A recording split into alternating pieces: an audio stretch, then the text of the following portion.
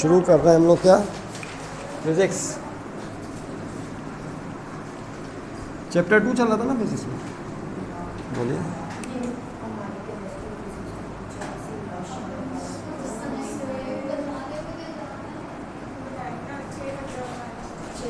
Question number 22, very very important question. Can you determine the unit vector?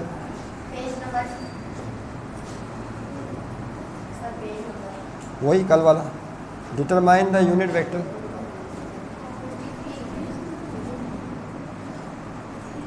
Unit vector मालूम करें n cap, perpendicular to the plane of, perpendicular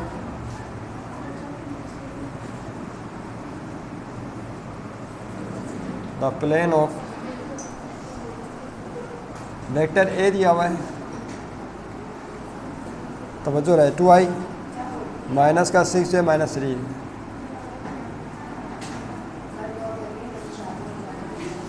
minus का 3 के आपके पास book मौजूद है तो आप टैली करने से क्वेश्चन को प्लस माइनस की मिस्टेक नहीं हो।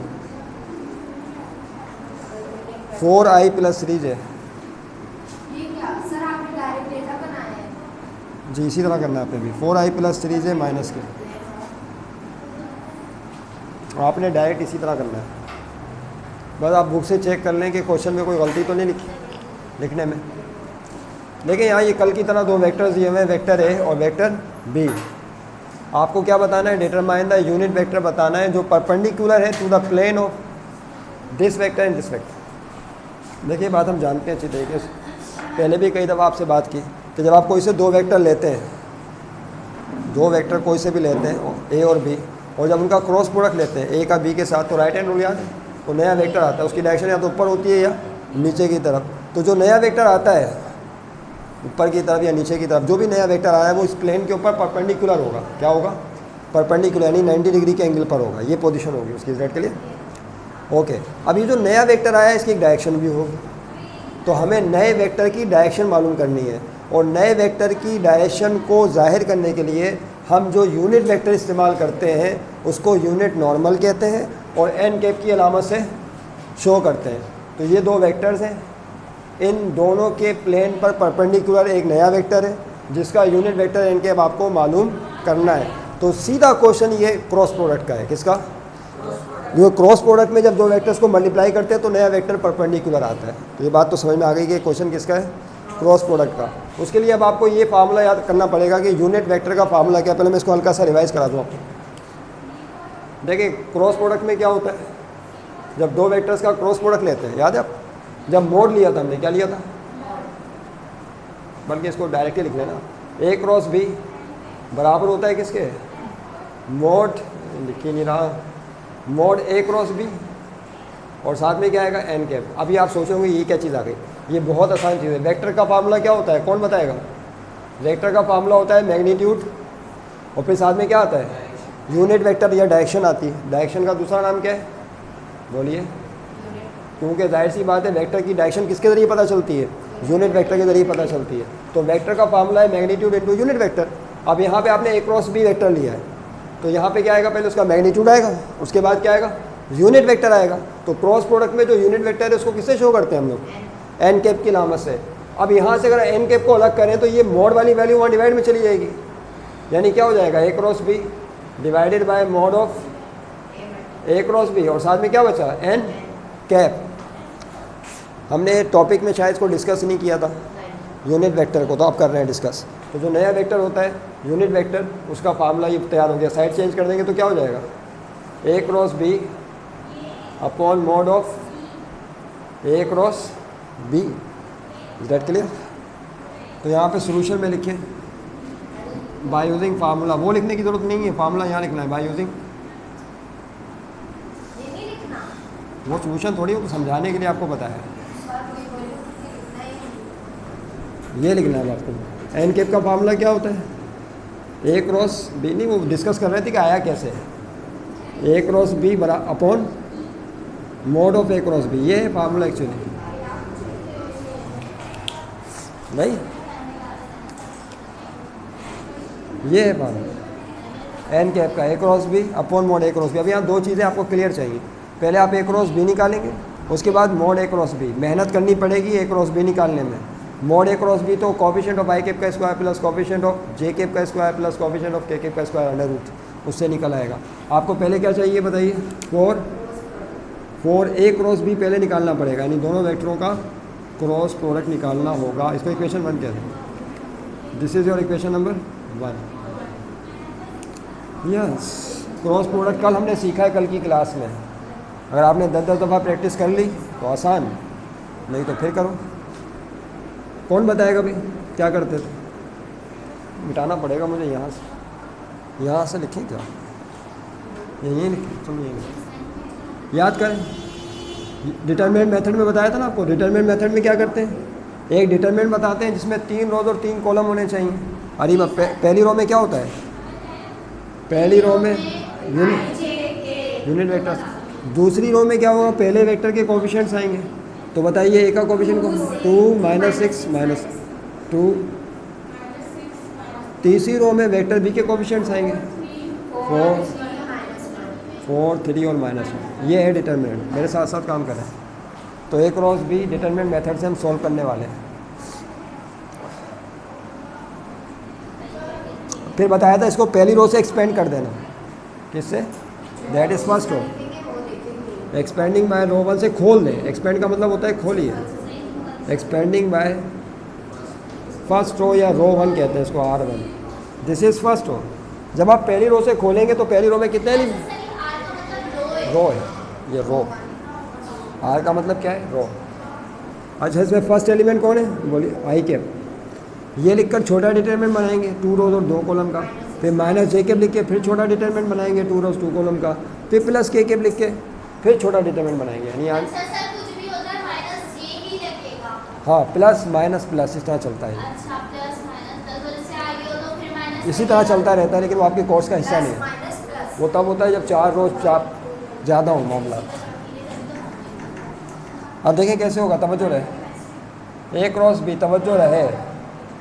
सबसे पहले क्या लिखेंगे, आई कैप।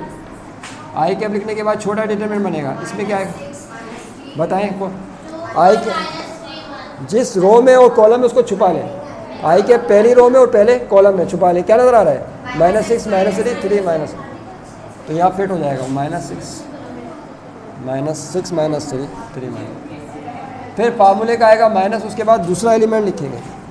दूसरा एलिमेंट है जे कैप। समझो रहे, दूसरा एलिमेंट क्या है, जे कैप। अब देखें जे कैप, उसके बाद क्या आएगा बताइए, रोज। जे कैप पहली रो में और दूसरे कॉलम में छुपा लें तो क्या आ रहा है 2। शाबाश, 2 -3 4 और -1। जिसकी समझ में अभी भी नहीं आया उसके बाद फिर एक मौका और है।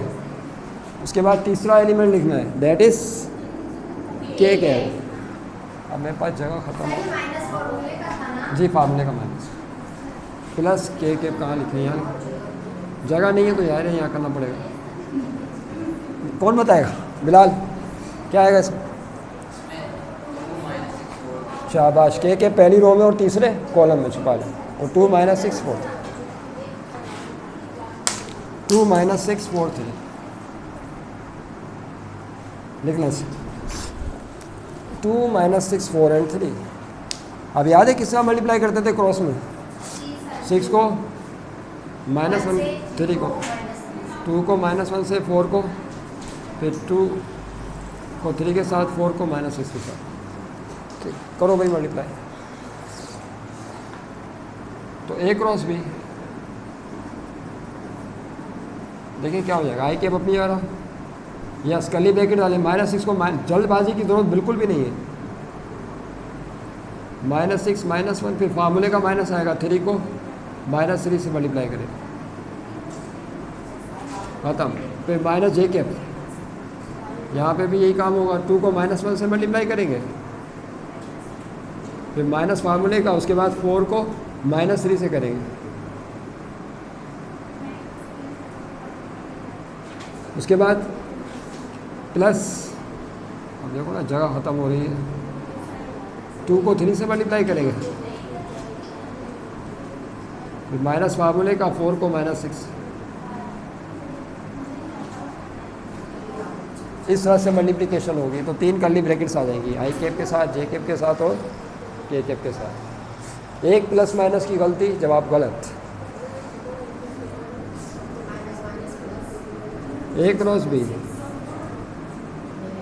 आई cap, yes, minus minus plus, 6 1 6, फिर माइनस माइनस 3 3 9, माइनस का जे कैप, प्लस माइनस -2, फिर यहाँ माइनस माइनस, देखो ये माइनस इस माइनस से मल्टीप्लाई होकर क्या हो जाएगा, प्लस 4 3 12, फिर प्लस का के कैप, 2 3 6, फिर माइनस माइनस प्लस 4 6 24।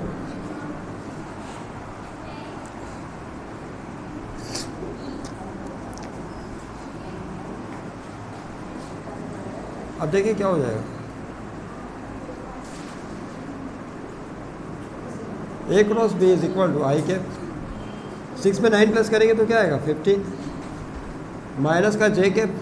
अच्छा ये देखो माइनस प्लस, अब ये एडिशन के रूल चलेंगे, घटाएंगे, 12 में से 2 गया 10, साइन प्लस की होगी क्योंकि 12 बड़ा नंबर है, प्लस, सही है ना, -2 और +12 को करें सोल्व, क्या आएगा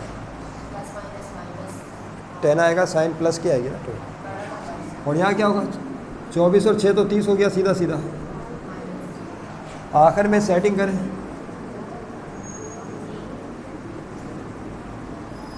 ये आई कैप 15 है तो 15 पहले, आई कैप बाद में, फिर माइनस का जे कैप 10 से मल्टीप्लाई हो रहा तो 10 पहले और जे कैप बाद में, प्लस 30 पहले और के कैप बाद में।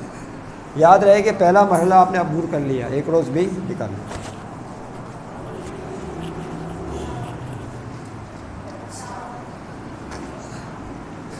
सही, यानी फिर से देख लें कि जब दो वेक्टर्स का क्रॉस प्रोडक्ट लेते हैं, यानी वेक्टर ए और वेक्टर बी, तो जो नया वेक्टर आता है वो इस प्लेन पे परपेंडिकुलर होता है, और इस नए वेक्टर की डायरेक्शन को हम एन कैप से शो करते हैं, ये हमें मालूम करना है, ठीक है।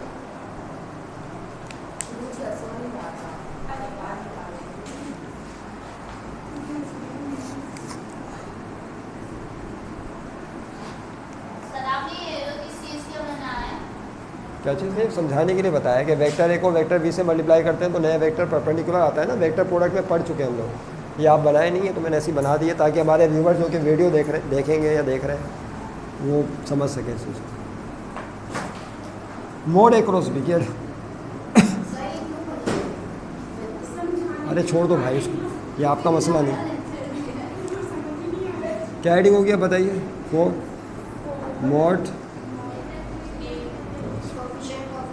हाँ तो देखिए ए क्रॉस बी क्या निकाला था आपने, ऊपर देखो वहाँ निकाला, नीचे देखिए ए क्रॉस बी यहीं से निकल, ये था 15 आई कैप माइनस का 10 जे कैप प्लस 30 के कैप। अब देखिए मोड लेना है आपने इसका मैग्नीट्यूड, ये हम कई दफ़ा इसकी प्रैक्टिस कर चुके हैं पूरे महीने, इसी पे काम होता रहा है। अंडर रूट में क्या आएगा, कोएफिशिएंट ऑफ आई कैप यानी 15 का स्क्वायर, आई कैप नहीं लिखेंगे, प्लस फिर जे कैप का कोएफिशिएंट माइनस का 10 का, फिर के कैप का कोएफिशिएंट 30, के कैप नहीं मैग्नीट्यूड निकाल, ये मैग्नीट्यूड का फार्मूला है, आपके लिए हमने दोबारा रिपीट भी किया था लेकिन आपने उसको प्रैक्टिस नहीं की। ये मैग्नीट्यूड मालूम करने का फार्मूला है किसी भी वेक्टर का, अंडर रूट में ये जो ऊपर आई जे के कोएफिशिएंट्स हैं इनका स्क्वायर करके प्लस करना होता है, फिर आई जे के हटा देते हैं। कोएफिशिएंट्स का मतलब ये होता है आई कैप का कोएफिशिएंट 15 है, आई कैप नहीं है, जे कैप का कोएफिशिएंट -10 है तो -10 का स्क्वायर आएगा, जे कैप नहीं आएगा। फिर के कैप का कोएफिशिएंट 30 है तो 30 का स्क्वायर आएगा, के कैप नहीं आएगा। और फिर सारा मामला किसके अंदर होगा, रूट के अंदर होगा। अब ये तो एक फार्मूला है, अब इस फार्मूले को तो आपको एज इट इज़ याद करना है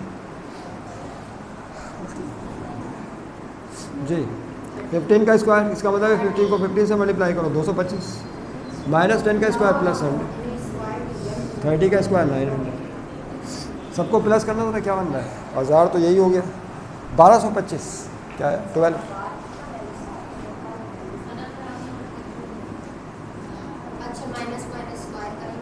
फिर mod of A cross B,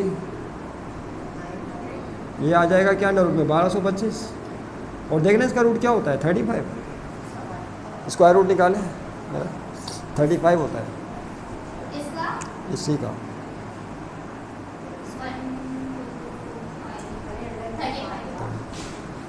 तो ये आपने 35 इसका मैग्नीट्यूड निकाल लिया।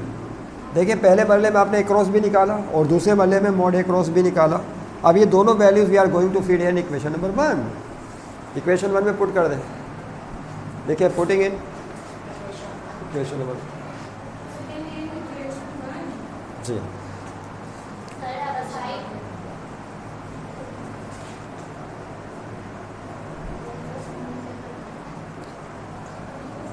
इक्वेशन 1 में पुट कर दें। इक्वेशन 1 आपके सामने बोर्ड पर मौजूद है। इक्वेशन के ऊपर n लिखा है। ये शॉर्ट फॉर्म है इक्वेशन लिखने की, ई क्यू लिख के ऊपर एन लगा देते हैं। आजकल ये इसी तरह लिख रहे हैं। N cap is equal to, देखिए ए क्रॉस बी की जगह क्या आएगा, ये आएगा जो लिखा है 15, तवज्जो रहे 15 आई कैप माइनस का 10 जे कैप और उसके साथ कौन है प्लस 30 और अपॉन में मोड ए क्रॉस बी। मोड ए क्रॉस बी क्या है बोलिए 35 अपॉन में 35। देखिए जवाब तो आपका आ गया है, लेकिन इसको ज़रा सा एक लुक दें। इस आंसर को लुक कैसे देंगे, 35 तीनों का एलसीएम है, तो 35 को तीनों के नीचे तोड़ के लिख दें, एलसीएम ब्रेक करके लिख दें ताकि जवाब की एक शक्ल बने। तो देखिए यहाँ पे एलसीएम ब्रेक करने का मतलब आप सब जानते हैं। तो 15 अपॉन 35 साथ में आई के, फिर माइनस का 10 अपॉन 35 साथ में जे के, प्लस 30 अपॉन 35 साथ में के कटिंग हो रही है। 5 के टेबल से सब कट रहे हैं नहीं, काटिए ज़रा कट रहे हैं। 5 3 the 15, 5 7 the 35, 5 2 the 10, 5 7 the 35, 5 6 the 30, 5 7 the 35। चलो 3 7 आई कैप कर लीजिए, माइनस का 2 अपॉन 7 जे कैप, प्लस 6 अपॉन 7 के कैप। तो रिक्वायर्ड यूनिट वेक्टर, ये आपका आंसर कंप्लीट हो गया। रिक्वायर्ड, इसको यूनिट नॉर्मल भी कहते हैं, इसका दूसरा नाम क्या है, क्योंकि परपेंडिकुलर होता है ना, इसलिए इसको यूनिट नॉर्मल भी कहते हैं और इसलिए एन कैप से शो करते हैं।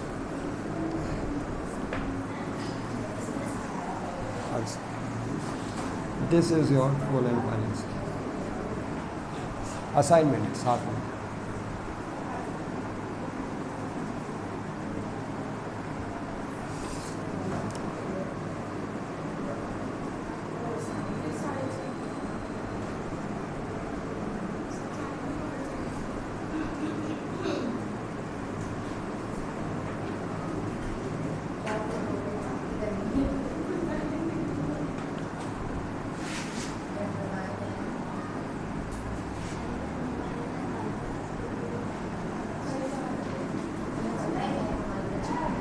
यस ये काम आपने करना है भाई, असाइनमेंट नोट करना। ये 2 वेक्टर्स है और भी गिवन है आपको, और इसका ए क्रॉस भी लेंगे और उसके बाद, लेकिन आप डिटर्मिनेंट मेथड से कीजिए। किससे? डिटर्मिनेंट मेथड से ही करना। ओके नहीं, डिटर्मिनेंट मेथड से ही सॉल्व कीजिए। चले ओके ठीक है। फिर बाकी मानता क्वेश्चंस कल की क्लास में देखेंगे।